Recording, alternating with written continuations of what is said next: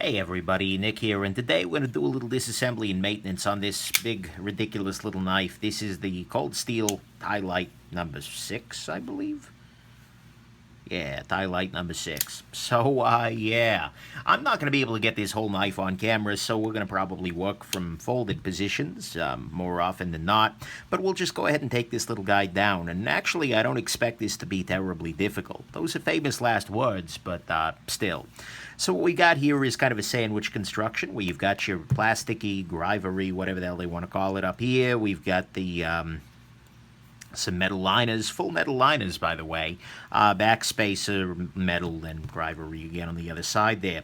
One open question is whether we're going to have to take off the pocket clip, because it could be screwed all the way through. Shouldn't be, though. No, in fact, I don't know. There are little cutouts in there, so it might well be. And then it's just a liner lock, so should be pretty straightforward. Bit-wise, looks like we're using T6 down here. I'm not in love with that decision because, honestly, this knife is big enough they could have used T8. Or another reasonable screw size, but hey, whatever. At the end of the day, it is what it is. Okay, I'm going to array my screws as I took them off the knife here, just in case there are length differences. This is a ridiculous knife. 100 freaking %. Abso-freaking-lutely ridiculous. One other thing I'll highlight here is that I'm seeing evidence of little tiny spots of rust here and there. That's probably a good reason to take the whole thing apart and get in there and do some lubrication. Not just lubrication, but some rust protection, mitigation, if you will. That's going to be a T10. Get my T8 back. And T10 pivot. And that means we're probably going to end up having to take the clip off. That's life, though. I want to thank very much my buddy Jim for lending this knife along. By the way, we're seeing blue Loctite on here, so I will do that again in the future. And this is now disassembling itself, which is nice. That's some very simple construction in here. Wait, really? Okay, no, there are washers. Good. All right. Oh, that's rust. That's absolutely rust. Not so stellar, this rustitude going on here. All right. That's... yeah. A little bit over here as well. Yeah, guys, I think I'm just going to do the full thing. So, pull up a coffee, if you will, and we'll go through this one together. And I'll pop off the clip here. So in order to get the other liner off, you can see here the clip screws go into the other side. Just pop this loose. Alrighty. Come on.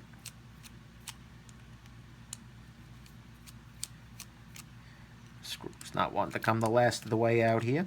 There we go. Come on. You little bugger. Oh, there we go. So I've got my clip screws in there, and now this part should, once the Chicago screws pop out, and this stop pin pops out, should be able to remove this back scale just as well. There we go. Did I just leave a permanent thing in my... whatever. Where is my Leatherman? Here we go.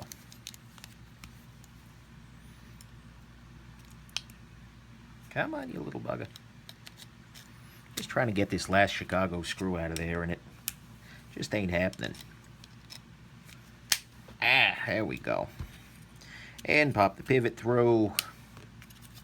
And we are completely apart. Yeah, that's a little ugly. All right. So, let's get the blade out at the moment. This is, like I said, pull up a coffee. Be here a while. The outer scales take care of themselves. I'll just give them a quick wipe down. There's no real thing to go wrong here, so I'll just take those off the camera. Clear up my workspace a bit. You can see here that there is a fair amount of structural stabilization, especially around the liner lock, which is nice. You know, at some level, this is absolutely a knife that's been smartly designed. Which is funny, you know, these big jackassy affairs tend to be where cold steel shines most. This guy, the Espada XL, etc. You can tell that's where the passion is, I think. Ew. Alright. Where is my sandpaper? I do not have sandpaper. Be right back there, gents. And ladies.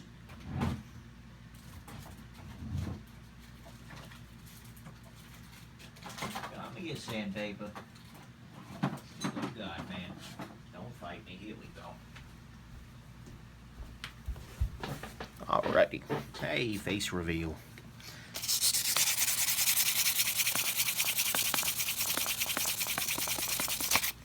This is 800 grit sandpaper. Just trying to clear off the top there.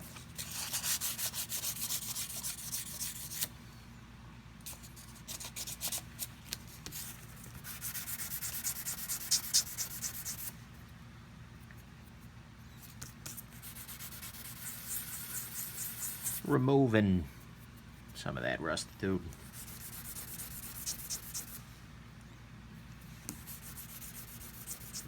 There we go. This is part of the reason why I use this drawer liner fabric on my my review and disassembly table, because it makes it easy to get a nice convex sort of or concave, I suppose. Well, no, it's convex. Concave on the table, convex on the knife. But to get in there and sand those edges, round those off a little. There we go. I think that's taking care of a lot of it there. Just trying to remove some of this rust. Oy, oy, oy. But I'm fighting a terrible tide here. So I don't know that I'm going to be able to pull this off completely. I'm just doing my best to knock down what I can and throw washes everywhere. Just still attached. Yeah, it's doing a little better. Get this side there. Yeah, that's a little better. Not much going on up here. That's good. Some action back here. And it's very easy for something like this to happen, unfortunately, when you've got these plastic against metal scale arrangements, just because, well, if a little bit of water gets up in there, you're up a creek. Well, it's probably why the water got in there if you're up a creek already. But still, that's always a little bit of trouble there. There we go. This week has been very difficult for me. Not like in the grand emotional sense, but just work has been just wrecking me all week. So I've got about 1 billion videos I need to and want to film, but I haven't had, you know, enough brain. You know, I come home, I sit down, and it's like, guys, watching Forged in Fire is taking too much brain for me right now. With big deadlines and whatnot, and so I've been completely remiss. I've been out of the shop, so to speak. And that's been driving me a little nuts. Both because, you know, I got loners and whatnot, I gotta get out of here. And because I enjoy this at a very real level. So, you know, I've knocked down that rust a fair amount, so hopefully with a nice liberal coating of a rust protector, we'll be a little better off. You can see if this has been a particularly bad area here where this plastic is up against the metal. That'll help. Alrighty. But at the same time, look, those little pieces of surface rust there, not a huge deal.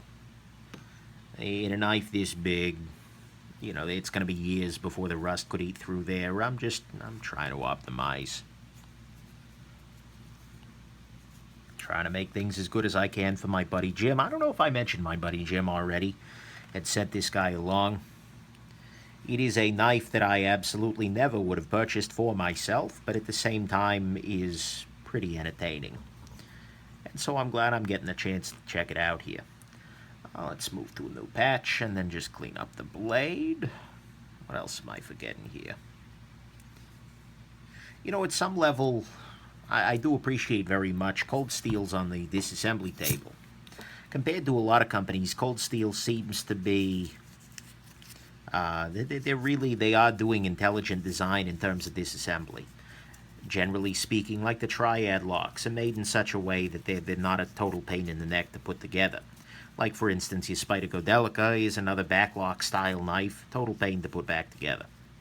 So there you go. There we go. This guy is cleaned up. My God, this knife is ridiculous. Like, I'll look away from it for a moment, and the ridiculousness I'll think has faded, but indeed it has not. Okay, and now let's just start rebuilding the sandwich here. Hey, good, okay. So step one, I think I'm going to go ahead and just put the clip back on here. And since it used... my T6 is worse for the wear at the moment. Had a terrible Kershaw using terrible red Loctite. Alright, but anyway, since these came with blue Loctite, I'll go ahead and reattach them with blue Loctite. No problem.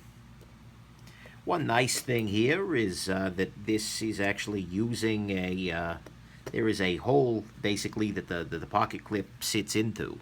So I don't have to worry about the clip being out of the rotation, so to speak. It's nice. Oh, I'm an idiot. I am just a complete idiot. And I'm sure some people have been just screaming at the screen, Nick, you forgot the rust protectant. I sure did. So what I'm going to go ahead and do is use some Froglube as a rust protectant. I'm using the Froglube Paste here. You can use the liquid stuff, and you know, a purist will say, oh, you need to apply this with the hot metal and whatnot. And yeah, it'd probably be slightly better if I did. The thing is, though, I'm not going to. I don't have the time or the effort to fire up the, I don't have the effort. Doesn't even make sense. Like I said, guys, long week. But anyways, I don't have the time or the energy. That's what I wanted, in order to fire up the oven and everything like that. But I'm just trying to put a thin coating of this stuff onto the entirety of the blade here. Or the entirety of the liner, that is. And the goal here is just to help reduce the chance of that rust coming back. If there is a protective coating on top of the metal before this little plastic part comes down onto it, then that's, well, as the Mayans would say, a beautiful thing. I don't have any evidence that the Mayans would say that, but you know what? We make up all kinds of things about the Mayans, so why not, right? Alrighty.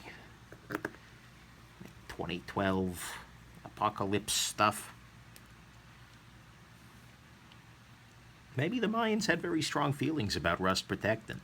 I mean, Mexico, central Mexico, Yucatan area can get pretty humid.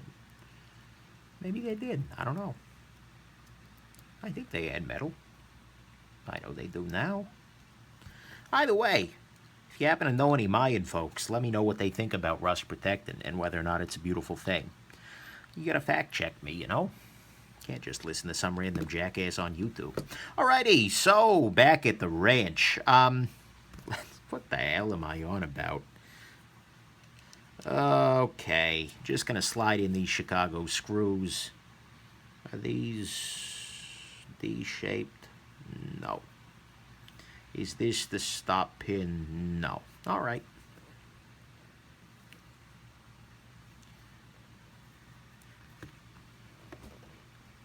There we go. That's where my other one went.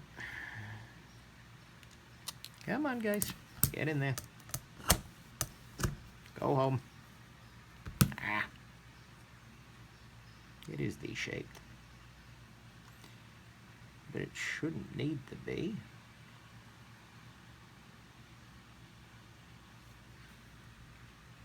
I have no idea what's wrong with this right here. Because, okay, yeah, there is a subtle D shape to it, but there doesn't appear to be a flat portion either. Oh, yeah, there is. It's just very, very subtle. Okay. Guys, just pack it in. It's amateur hour. I'm rusty. I like this knife. There we go. Let's pop that through. That's a stop pin, so I'm not going to put one through there. So instead, I'll do it here. Actually, I bet that was what was wrong with this guy the first time, when it was assembled the first time, or the last time, I suppose. A little rust on the stop pin, so I'll go ahead and try and clear that off.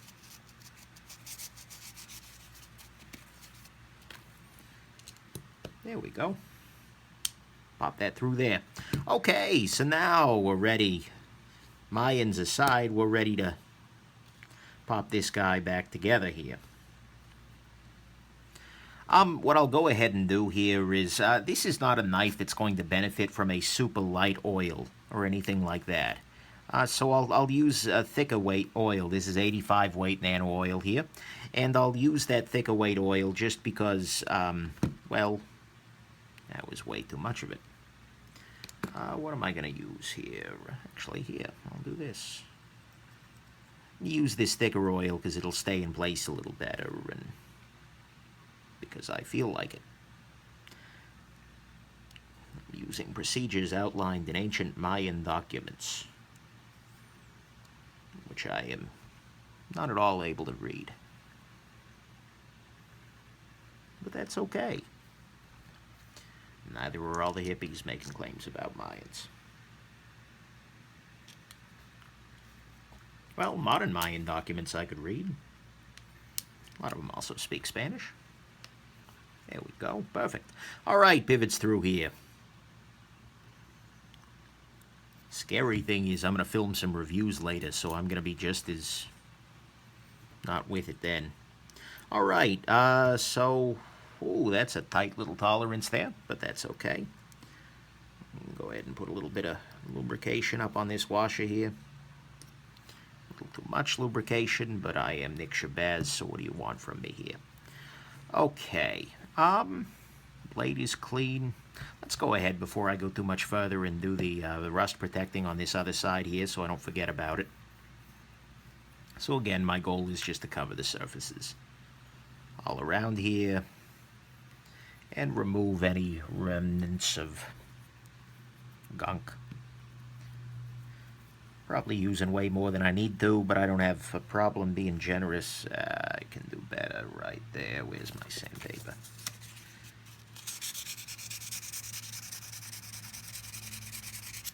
There we go. Wipe that chunk off. Much better. All right.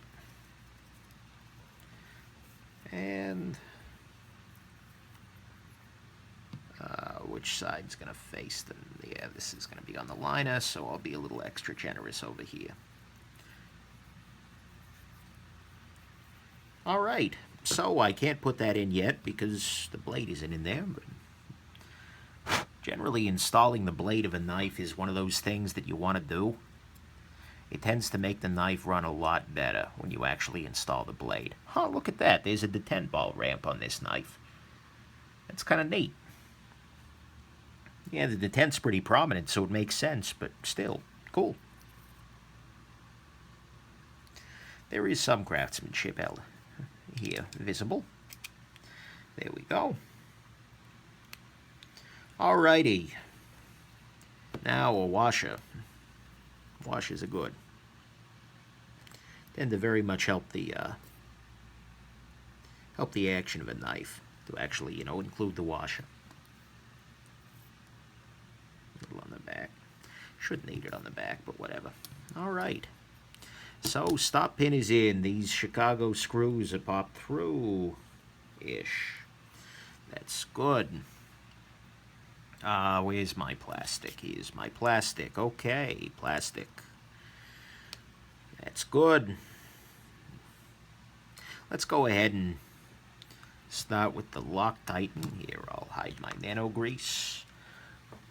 Or, oh, what the hell's that stuff called? Froglube. There we go. I'll go ahead and start off by Loctiting some of these screws. There we go.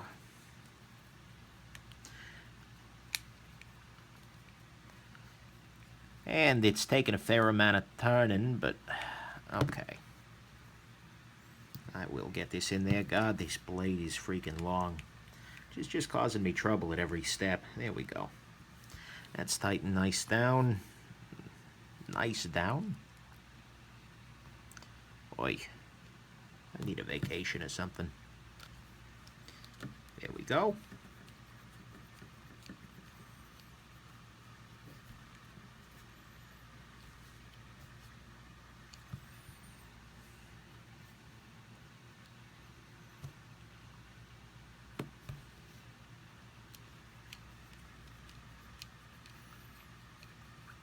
And here we go. Pop this loose. Sorry, got pensive for a moment there. Alrighty. There's a lot of little screw done in here. 20 minutes, you know, that's not so bad. A lot of screws here. Some rust action. Full breakdown. And there's nothing yet that's been frustrating.